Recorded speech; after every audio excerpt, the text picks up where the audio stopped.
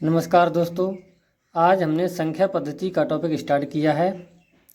तो यहाँ से कोई भी परीक्षाओं प्रश्न पूछे जाते हैं। मुख्य रूप से हमने ये रेलवे ग्रुप डी के लिए ये चैप्टर स्टार्ट किया है। हमारा मेन उद्देश्य ये है, गणित के जो भी प्रश्न हैं उन्हें बहुत ही कम समय में हल किया जाए, क्योंकि परीक्षा के लिए हमें कम समय मिलता है तो प्रश्न भी कम समय में होने चाहिए। तो हम इसके लिए जो भी ट्रक या जो भी विधि होगी हम आपके लिए सिखाएंगे और बहुत ही कम समय में प्रश्न को हल करने की कोशिश करेंगे। चलिए वीडियो शुरू करते हैं। यहाँ पर लिखा है, यदि किसी संख्या में 18 जोड़ देने से इसके अंक पलट जाते हैं तो वह संख्या कौन सी है। यानी कि यहाँ पर जो ऑप्शन दिए हैं तो इस प्रश्न को हम ऑप्शन के माध्यम से हल करेंगे। तो यानी वह कौन सा आंसर सही बैठेगा जिसमें हम 18 जोड़ दें तो उसके अंक आपस में बदल जाएं। चलिए देखते हैं। मान लो यहाँ पर हम 27 लिख लिए, यहाँ पर 34, यहाँ पर 45 और यहाँ पर 57 लिख लेते हैं। प्रत्येक में हम 18 जोड़ देंगे।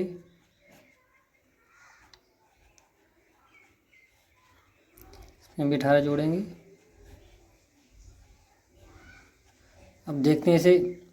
8 7 15 के 5 2 3 1 4 45, 8 4 12 के 2 3 4 1 5, 8 5 13 के 3 4 5 1 6, 8 7 15 की 5 5 6 1 7। तो हम सब ऑप्शन में देखेंगे इस ऑप्शन के अंक बदल गए, 5 7 7 5। तो इस प्रकार हमारा डी ऑप्शन सही हो गया। बहुत ही कम समय लगा और प्रश्न हमारा सही हो गया। चलिए अगला प्रश्न देखते हैं। अगला प्रश्न हमने यहाँ पर लिख लिया है, किसी संख्या का 1/6वां भाग इसी संख्या के 1/9वें भाग से 100 अधिक है तो संख्या है। मान ली वह संख्या x है। यानी मान ली हमने यहाँ पर वह संख्या x है तो उसी संख्या का 1/6 तो 1/6 भाग इसी संख्या के 1/9 भाग से, जो 1/6 भाग है उसी संख्या के 1/9 भाग से 100 अधिक है तो इसमें 100 जोड़ देंगे। प्रश्न को समझेंगे। 1/6 भाग इसी संख्या के 1/9 भाग से 100 अधिक है, इसको हल कर लेंगे। यानी कि x/6 ये इधर आ जाएंगे तो माइनस की x/9 और इधर तो ये 100 ऐसे ही रहेंगे। इनका हम लासा ले लेंगे तो लासा आएगा 18। 6 से भाग करेंगे 18 तो 3 बार जाएंगे, 3x हो जाएंगे यहाँ पर। और 9 से 18 को भाग देंगे 2 बार जाएंगे तो 2 के x करेंगे तो यहाँ पर हो जाएंगे 2x बराबर ये 100। 3 में से 2x गए मतलब खाली एक x बचा और 18 की 100 में गुणा करें तो आ जाएंगे 1800। तो इस प्रकार हम देखेंगे तो हमारी वह संख्या आ जाएगी 1800 और 1800 ऑप्शन में है सी में। इस प्रकार सी ऑप्शन हमारा सही हो जाएगा। चलिए अगला प्रश्न देखते हैं। यहाँ पर हमने अगला प्रश्न लिख लिया है। यहाँ पर लिखा है, एक संख्या को 3 से विभाजित करने पर भागफल 42 आता है, संख्या क्या होगी। मान लेते हैं हमारी संख्या x है, वो संख्या x है और उस संख्या को 3 से विभाजित कर दें तो भागफल आता है 42।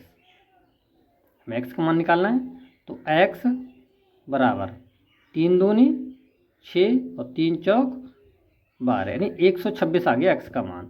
तो इस प्रकार 126 बी ऑप्शन में है तो इस प्रकार बी ऑप्शन हमारा सही हो जाएगा।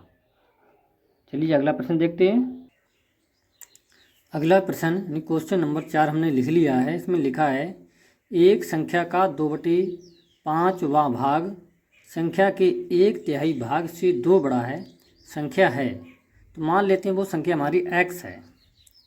अब x का 2/5 तो गुणा लगाएंगे, 2 लिख देंगे 5 बराबर है इसी संख्या के 1/3 यानी संख्या के 1/3 यानी 1/3 से गुणा करेंगे तो x/3 से 2 बड़ा है तो 2 जोड़ देंगे। ये हो गए 2x, इसमें गुणा करेंगे आ जाएंगे 2x/5 x/3 इधर ले आएंगे x/3 जब इस साइड में आएंगे तो ये माइनस लग जाएगा बराबर तो ये 2 हैं ही, 3 दूनी 6, साथ में x है, x माइनस 5 की x में गुणा करेंगे आ जाएंगे 5x बटे में 5 तियाँ 15 बराबर ये 2 लिख लीजिए। 6x में से 5x गए तो 1x बचा और 15 दूनी 30, यानी x बराबर 30 आ गए। तो हमारा ऑप्शन जो 30 है वो ए में है, यानी ए ऑप्शन हमारा सही हो जाएगा, अर्थात 30 सही हो जाएंगे। चलिए अगला प्रश्न देखते हैं। अगला प्रश्न हमने यहाँ पर लिख लिया है 5 नंबर का।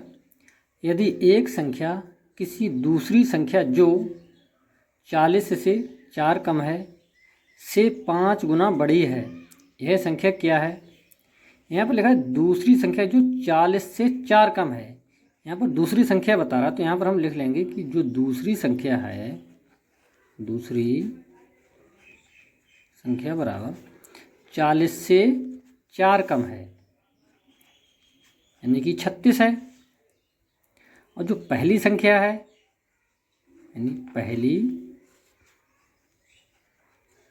पहली संख्या से 5 गुना बड़ी है, यानी जो दूसरी संख्या है उससे 5 गुना बड़ी है, यानी 36 से कितनी गुनी है?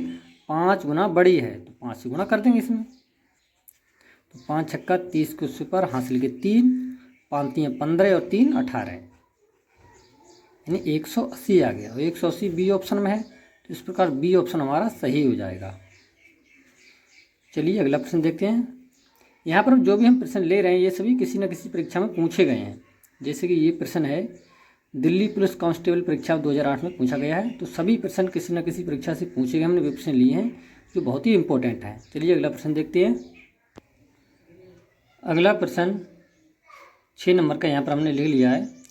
किसी संख्या का 4/5 64 के बराबर है, तो उस संख्या का आधा क्या होगा? तो मान लेते हैं पहले संख्या जो हमारी x है, तो उसका 4/5 भाग, यानी संख्या का 4/5 भाग 64 के बराबर है, 64 के बराबर है। तो यहाँ से x बराबर आ जाएगा, इसकी तिरछी गुणा हो जाएगी, यानी कि 64 गुणा 5/4। तो x बराबर 4 से भाग करेंगे तो आ जाएंगे 16 चौक 64 होते हैं, 16 और 5 और 16 पंजे होते हैं 80। इसमें पूछा है संख्या का आधा, यानी संख्या हमारी आ गई 80, तो 80 का आधा, यानी कि 80 का आधा 2 से भाग कर देंगे, यानी कि 40 हमारा आंसर आ जाएगा। और 40 आंसर हमारा ए में है, अर्थात ए ऑप्शन हमारा सही हो जाएगा। इस प्रकार ए हो गया सही। चलिए अगला प्रश्न देखते हैं। यहाँ पर हमने अगला प्रश्न लिख लिया है क्वेश्चन नंबर 7। तो देखने में तो ये प्रश्न बड़ा है पर इतना कठिन नहीं है, देखते हैं इसे। एक द्विअंकीय संख्या में दहाई तथा दहाई का अंक इकाई के अंक का 2 गुना है। यदि संख्या में से 36 घटा दिया जाता है तब संख्या में इकाई तथा दहाई के अंक आपस में बदल जाते हैं, वह संख्या है।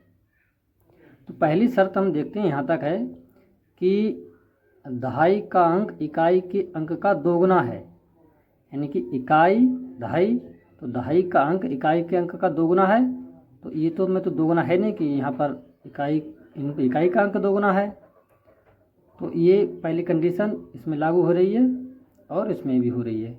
ये दोनों कंडीशन लागू नहीं हो रही है, यानी कि इकाई का अंक दहाई का अंक का 2 गुना है, तो इसमें सही है।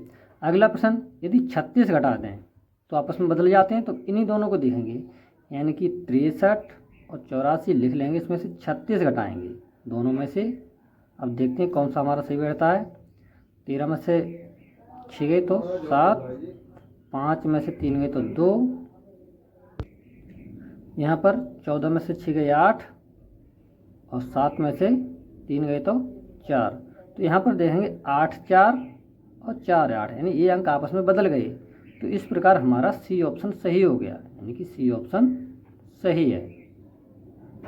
चलिए अगला प्रश्न देखते हैं।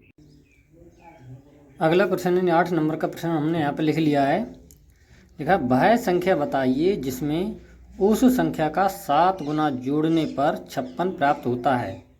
तो मान लेते हैं वो संख्या हमारी x है, और इसी संख्या का 7 गुना जोड़ दें, यानी कि जोड़ दें हम इसी संख्या का 7 गुना।